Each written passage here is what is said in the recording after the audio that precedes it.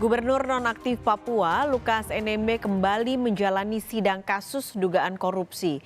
Sidang akan mendengarkan terlebih dulu laporan kesehatan NMB setelah penahanan NMB sebelumnya sempat dibantarkan selama 2 minggu di rumah sakit. Sebelumnya, NMB menjalani pemeriksaan kesehatan dan perawatan di RSPAD Gatot Subroto.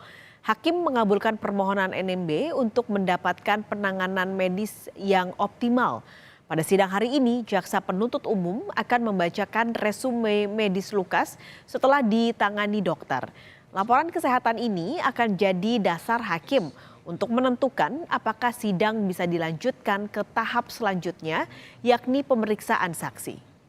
Lebih lengkap soal kondisi kesehatan Gubernur Papua nonaktif Lukas NMB di persidangan langsung akan disampaikan jurnalis Kompas TV Triksi Valencia di Pengadilan Tipikor Jakarta. Triksi, jadi hari ini agendanya adalah mendengarkan hasil kesehatan dari Lukas NMB dan akan dibacakan oleh jaksa penuntut umum. Nah, seperti apa sebenarnya kondisi kesehatan NMB dari keterangan dokter yang disampaikan jaksa?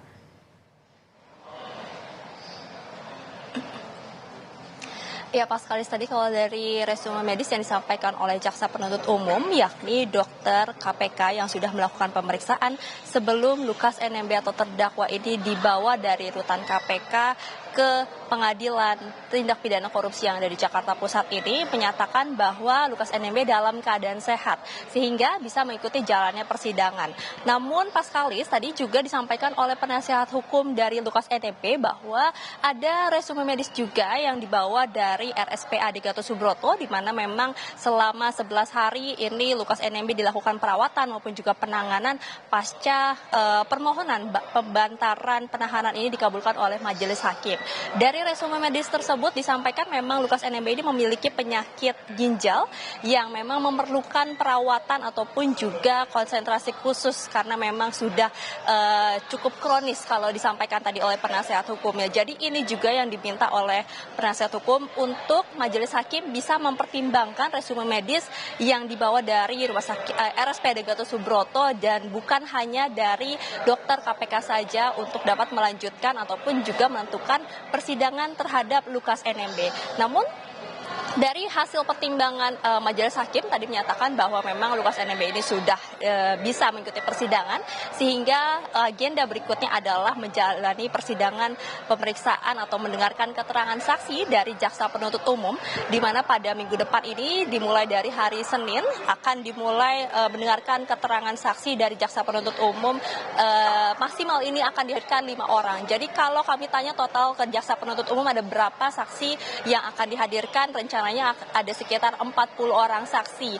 Namun ini masih akan dilihat lagi, jumlahnya bisa berkurang dari angka 40 itu, dan memang maksimal ini mengikuti apa yang disampaikan oleh majelis hakim, yakni dalam pemeriksaan 1 hari ini maksimal 5 saksi saja. Jadi dalam minggu depan Pak Skalis, ini persidangan akan dilakukan selama 2 kali.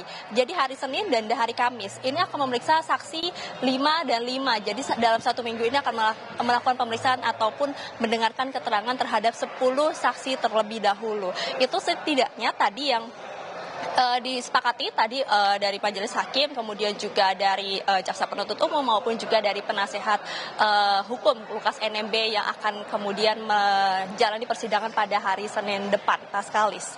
Lalu yang juga tadi disampaikan oleh penasehat hukum Lukas NMB adalah terkait permohonannya untuk memperpanjang masa koordinasi maupun juga konsultasi terhadap kliennya Lukas NMB, karena kalau mengikuti SOP yang ada di rutan KPK ini hanya diperbolehkan 2 jam saja pertemuan dalam waktu 1 minggu. Itu merupakan aturan yang memang sudah berlaku, bukan hanya bagi pengacara saja ataupun juga kunjungan dari keluarga saja, bahkan dari pihak KPK sendiri ataupun penyidik maupun juga jaksa penuntut umum untuk melakukan pemeriksaan terhadap terdakwa ini juga mengikuti SOP yang berlangsung. Jadi memang hanya 2 jam saja. Ini yang tadi diminta oleh penasihat hukum untuk bisa diberikan waktu lebih, untuk bisa tambah jam bertemu atau koordinasinya, mengingat ini sudah akan memasuki agenda pemeriksaan ataupun juga mendengarkan keterangan saksi atau berkas perkara yang cukup banyak sehingga memerlukan koordinasi yang lama begitu. Jadi hanya 2 jam saja ini dirasa tidak cukup, akan tetapi memang dari pertimbangan majelis hakim adalah mengikuti aturan yang sudah berlaku meskipun juga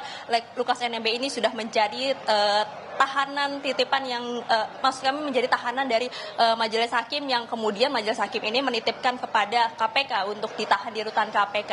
Jadi tetap SOP-nya adalah mengikuti aturan yang berlaku di rutan KPK, dan dari jaksa penuntut umum sendiri ini juga memberikan kelonggaran waktu di mana setiap selesai sidang ini akan diberikan waktu sekitar 1 jam untuk kemudian penasihat hukum ini dapat bertemu dengan Lukas NMB dan juga melakukan konsultasi maupun juga koordinasi pasca persidangan. Jadi itu setidaknya yang tadi disampaikan dalam persidangan hari ini, Paskalis dan juga saudara. Jadi nanti kita akan melihat bagaimana persidangan Senin depan yang sudah akan masuk ke dalam pemeriksaan saksi-saksi dari jaksa penuntut umum. Paskalis. Triksi, ini dari 40 saksi ini apakah ada keterangan dari tim kuasa hukum, dari JPU ada berapa, atau dari kuasa hukum NMB ini ada berapa, Triksi? Ya, kalau dari jaksa penuntut umum tadi menyampaikan setidaknya ada 40 lebih saksi yang memang sudah diperiksa atau masuk dalam berkas acara pemeriksaan. Namun dalam persidangannya nanti akan melihat kembali apakah akan dihadirkan benar 40 saksi tersebut atau justru bisa kurang setelah mendengarkan keterangan-keterangan saksi yang dirasa sudah cukup atau sudah memberikan informasi yang mumpuni untuk menguatkan apa yang menjadi dakwaan dari jaksa penuntut umum. Lalu kemudian kalau dari penasihat hukum tadi disampaikan setidaknya ada 140 lebih saksi yang diperiksa atau masuk dalam berkas acara pemeriksaan dari penasihat hukum.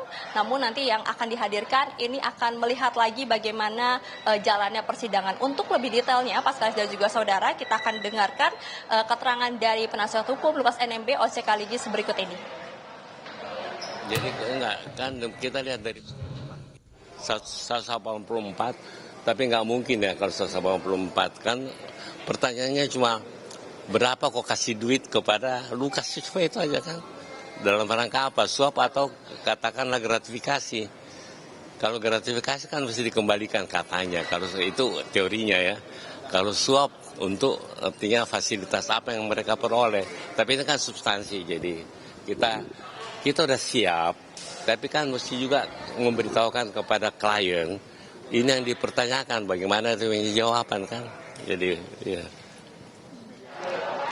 Ya, Paskalis tetap mengikuti apa yang menjadi hasil keputusan atau pertimbangan dari majelis hakim, yakni akan menghadirkan penasihat hukum, maksud kami akan menghadirkan saksi dari jaksa penuntut umum terlebih dahulu minggu depan, yakni ada 5 orang saksi nanti akan didengarkan keterangannya dari jaksa penuntut umum terlebih dahulu. Tetapi secara garis besar yang disampaikan oleh penasihat hukum OC Kaligis adalah merasa tidak puas dengan hasil persidangan hari ini karena memang ada 2 permohonan yang tadi diminta di muka persidangan ini tidak dikabulkan oleh hakim ketua karena memang dari pertimbangan ini sudah mengikuti aturan maupun juga ketentuan yang berlaku. Paskalis.